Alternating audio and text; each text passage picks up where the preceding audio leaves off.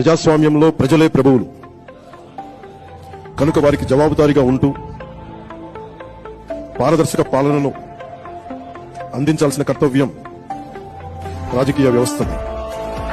తెలుగువారి జీవన రేఖ పోలవరం పూర్తి, నదుల అనుసంధానం, సామాజిక న్యాయం, యువతకు విద్యా ఉద్యోగ అవకాశాలు, మహిళలకు సముచిత స్థానం, జనం మెచ్చే రాజధాని, ప్రజలకు నచ్చే ప్రభుత్వమే పాలనకు గీటురాయి కావాలి.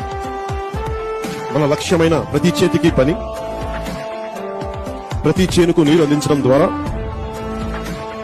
వలసలు, పస్తులు లేని వికసిత ఆంధ్రప్రదేశ్ ఆవిష్కరణకు భూమిక సిద్ధం చేయటమే మనందరి ఉమ్మడి బాధ్యత. పైన తెలిపిన ప్రతి మాటకు కట్టుబడి ఉంటానని